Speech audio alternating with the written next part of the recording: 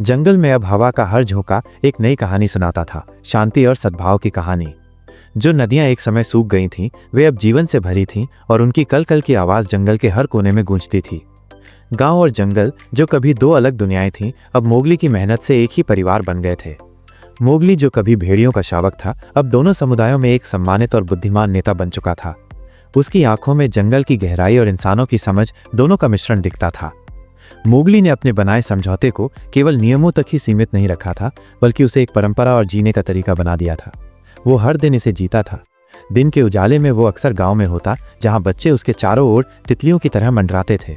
Mowgli उन्हें जंगल के छोटे बड़े रहस्यों के बारे में बताता। वो उन्हें सिखाता कि कैसे हरी भरी झाड़ियों के पीछे छिपी एक विशेष लाल शराओं वाली पत्ती किसी बुखार को ठीक कर सकती है, और कैसे जंगली शहद के छत्ते से सुरक्षित रूप से शहद निकाला जा सकता है। बच्चे मोगली के ज्ञान से मंत्रमुग्ध हो जाते थे और जंगल से उनका डर पूरी तरह खत्म हो चुका था। जब शाम ढलती तो मोगली अपने सबसे प्यारे और पुराने दोस्तों बल्लू और बघीरा से मिलने चला जाता। वे अक्सर एक ऊंचे टीले पर बैठकर तारों से भरे आसमान को निहारते थे।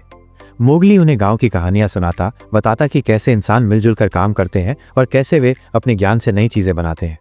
बल्लू, जो अब बूढ़ा हो चुका था, मोगली के ज्ञान पर गर्व करता था, और बघीरा अपनी काली आंखों से मोगली की हर बात को तौल रहा होता था। सभी इंसान बुरे नहीं होते, मोगली समझाता, कुछ तो हम में से ही हैं, बस अलग तरह से रहते हैं।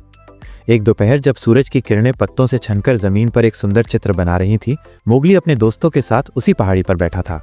तभी उसने एक अद्भुत दृश्य देखा। नीचे गांव का एक नन्हा लड़का, जिसका नाम रवि था, एक युवा भेड़िया शावक के साथ खेल रहा था। वे एक दूसरे पर हंस रहे थे और एक ही पेड़ से गिरे हुए फल खा रहे थे। रवि ने अपने कपड़ों से एक छोटी सी मीठी मिठाई निकाली और भेड़िया शावक वीर की ओर बढ़ाई। वीर ने पहले सूंघा, फिर उसकी आंखों में विश्वास की एक झलक दिखी और उसने धीरे से वो मिठाई खा ली। ये देखकर मोगली के चेहरे पर एक गहरी और संतुष्टि भरी मुस्कान आ गई। उसकी आंखों में बीते हुए पल घूम गए, वो जब खुद जंगल में अकेला आया था। शेर खान का डर, बल्लू और बघीरा का साथ, और इंसानों की बस्ती में उसका पहला कदम। आज उसकी मेहनत सफल हो गई थी।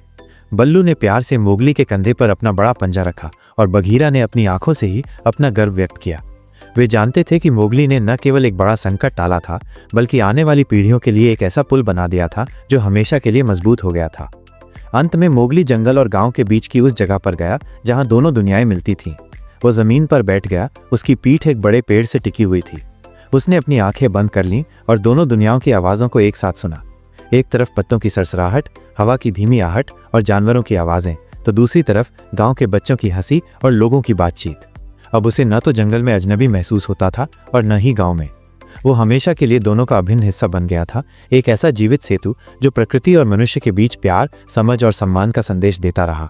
उसने ये साबित कर दिया था कि समझदारी, साहस और प्यार से हर मुश्किल को हराया जा सकता है और दोनों दुनियाएं साथ साथ शांति और खुशी से रह सकती हैं।